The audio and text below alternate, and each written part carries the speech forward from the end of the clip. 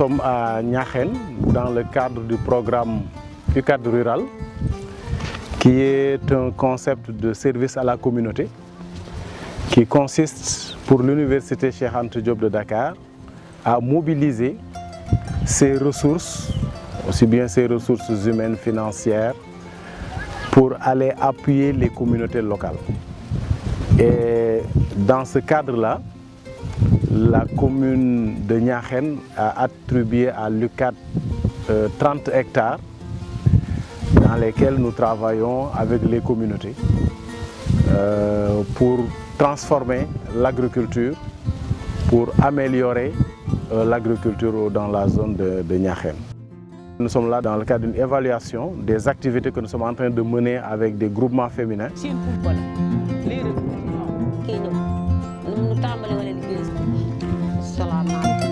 Cette année, nous avons emblavé environ 10 hectares. À côté des cultures pluviales comme le mil en culture pure, mais aussi le mil en association avec l'arachide et le niébé, nous mettons en place également des cultures maraîchères parce que l'ANIDA nous a offert un forage que nous sommes en train d'exploiter. Et là, dans le cadre de ces cultures maraîchères, nous travaillons avec 5 groupements de femmes et ces groupements de femmes se sont vus attribuer des parcelles où elles ont produit du piment, 40 parcelles de 10 sur 1. Ce que nous avons pu tirer de ce piment-là avoisine les 3 millions en 5 mois. te këni gi sax wax dëgg yàlla bu may wax rek te yàlla tax neexit yu neex day dem ba man naa ni fii ci gox bi bépp ku ko ci toggu day mel ni toggoo bis boo xamee ni amul da nit ñi day bëgg a rey kaani gi demal na ba kilo juróom-benn téeméer. Ce que nous avons ici devant nous prouve que l'UCAD rural est une réalité pour la communauté de Niakhène. Ça veut dire que l'université Cheikh Anta Diop s'était engagée à aider la population de Niakhène. Et aujourd'hui, nous pouvons être fiers de dire que ce que nous avons estimé au départ, ce que nous avons pensé au départ, est en train de se réaliser ici à Niakhène. Cela montre un peu ce que nous voulons est possible, c'est-à-dire qu'aller au-delà de la saison des pluies, simplement pour faire de l'agriculture, mais prolonger cette agriculture dans les parcelles tout au long de l'année. Et c'est dans ce sens-là que, de spéculation en spéculation, nous produisons dans cette parcelle-là. Nous avons produit de l'oignon au mois de janvier, février, mars. Nous avons produit de la pomme de terre. Nous avons produit du piment. Nous avons produit du gombo.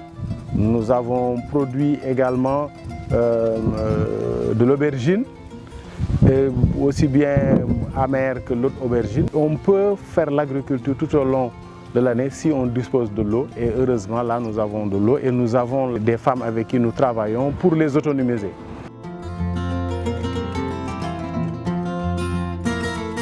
Nous avons évalué les groupements de femmes, 17 groupements de femmes, et parmi ces groupements, 5 groupements ont été sélectionnés. Et ces groupements-là se sont vus attribuer des surfaces. xanaa amante ko lu ñuy rëcc muy yeex gi xamante ak yéen ak yeex commencement bi liggéey bi amante ko lu ñuy rëcc muy loolu. di ñaan yàlla mu gën a yaatu su ma nee nekk ngeen gën koo yaatal ndax comme dëkk boo xam ne daanaka boo fa demoon bàyyi fa ay 1000 personnes yu bëgg a liggéey ah gis nañ ku leen ne kaay leen liggéey kon ñoom tamit. suñuy sañoon dañuy ñaan su mënee gën a yaatu ngeen jàpp ci ba mu gën a yaatu ba ñëpp mën cee gis seen bopp. sant nañ leen yéen ñëpp ba fa kanam yàlla suñu xol sedd na guy nag ba mënut a wax nag waaye suñu xol sedd na guy ndax liggéey moom ku la ko jox te seetalu la jëkkilu la amoo ko payam. te moom heure bu ne tool bi rek noo ngi ci muy guddi muy bëccëg lu mu doon lu ñuy bay rek noo nga ca lu ñuy liggéeyee noo nga ca.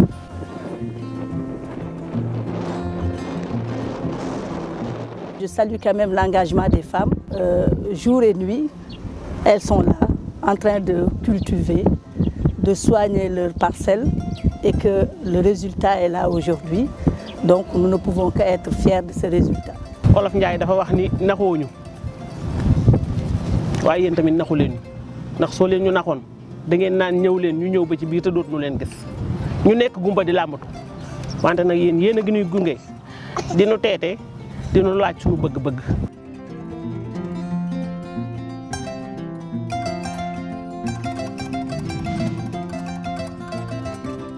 Le partenariat aujourd'hui, je crois, a eu ses fruits. On a vu que les femmes récoltaient beaucoup de piments, récoltaient également des aubergines. Nos légumes venaient de la Petite Côte. Mais aujourd'hui, on peut dire qu'à Niakhène, quand même, dans le marché de Niakhène, et à commencer par moi-même, nous consommons les légumes de l'UCAD rural. Tout ça aussi, c'est l'engagement de l'université, c'est l'engagement des femmes. Et cela aboutira à la création de la recherche pour au moins une autonomisation des femmes de la commune de Niakhène.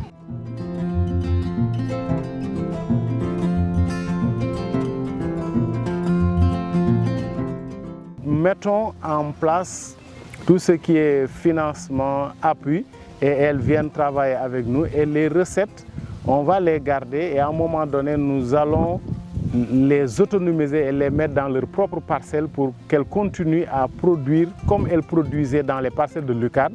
Et on va reprendre d'autres groupements et ainsi de suite. Donc c'est un peu ça l'idée que nous sommes en train de développer ici, la transformation de l'agriculture, mais aussi l'autonomisation des femmes pour permettre un peu de lutter contre la pauvreté dans cette localité.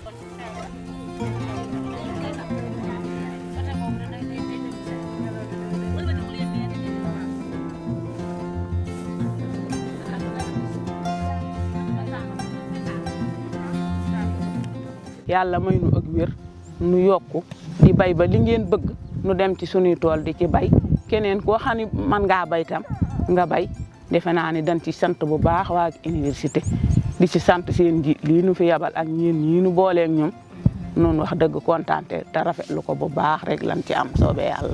Le projet UCAD rural est plus vaste et plus large. Ça, ce n'est qu'un début et nous espérons concrétiser réellement le projet. Ça veut dire arriver à l'autonomisation des femmes de Niakhène et à l'autonomisation des groupements des femmes de Niakhène.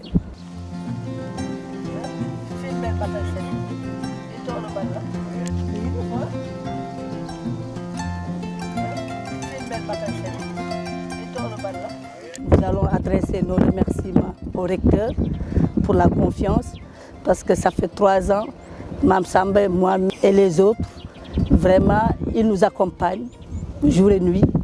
Et tout ce qui l'intéresse, c'est que le projet UCAD rural marche. Donc merci au professeur Ibrahima Thioub, merci aux femmes de Niakhène, merci aux maires et bravo que UCAD rural continue.